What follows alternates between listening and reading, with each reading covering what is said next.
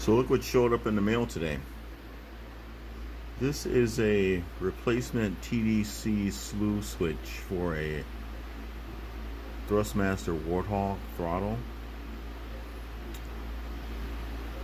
A lot of people complain about the stock, the one that's stock with the Warthog, and that it's not very sensitive. Well, I guess over time they become less sensitive. I just bought a used Warthog throttle, which had the sluggish TDC Slew switch. A lot of guys are buying these from Delta Sim rather. But shipping and tax and the exchange rate for items from the UK makes that switch at minimum $80 for a switch.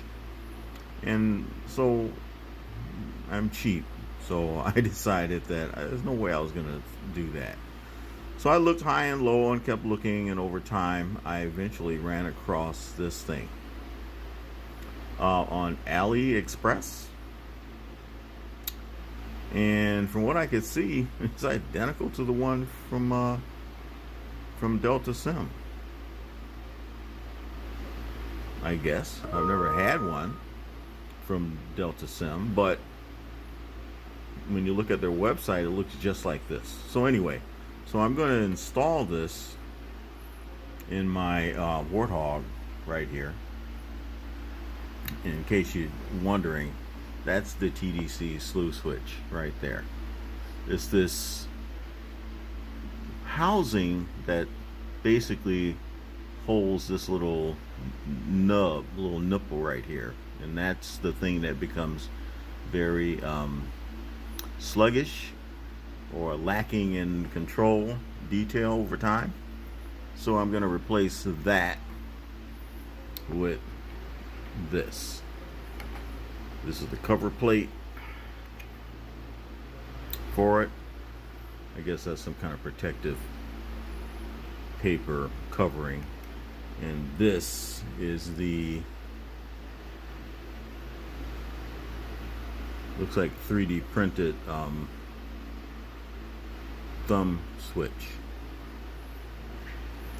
So I'm not a simmer, one of those YouTube video guy, so I don't have the setup to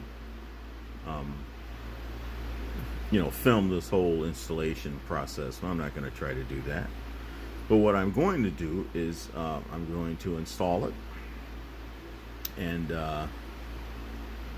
let you see how this thing works after it's installed.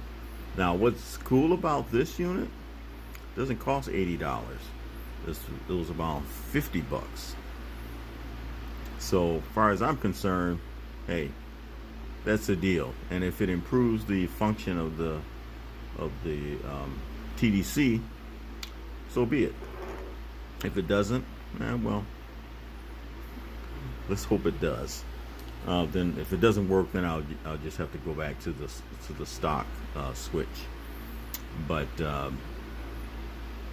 being as frugal as I am, I just couldn't see myself spending 80 bucks for this thing, or one just like it. But for 50 bucks, yeah, okay, I think I can do that. So that's what I did. So anyway, I'll come back after we've done the install, and we'll see where we are. So here's the old switch taken out, and if you're not familiar with these, this is a little nub right here that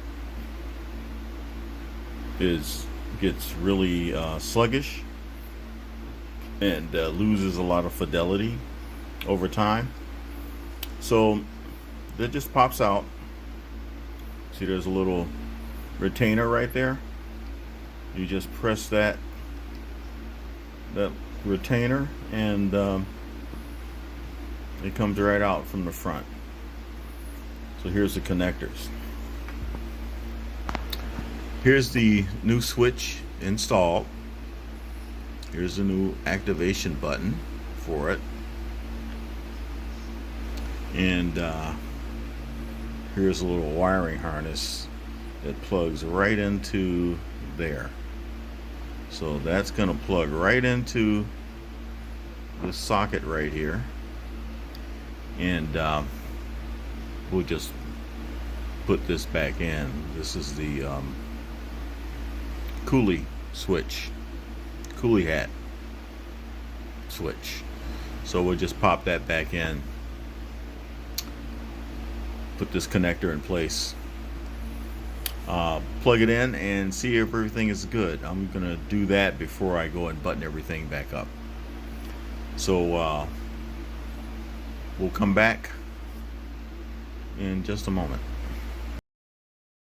So I don't have Camtasia or one of the other screen capture programs that I can use to demonstrate this, but as you can see, I have very fine control over the TDC Slew cursor now.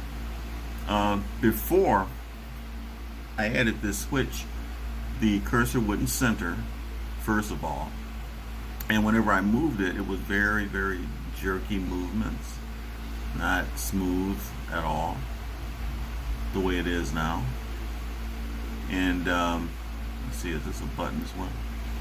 Yeah, apparently it's a button as well. As you can see below the I guess switch number 1 is the button associated with this the TDC Slew. So I've got both of those functions now. So I'm going to call that a success. So this was the extent to which I had to calibrate it, just go through the regular calibration process right here, and that's all it took. So I guess we're good to go. So we'll see what's next.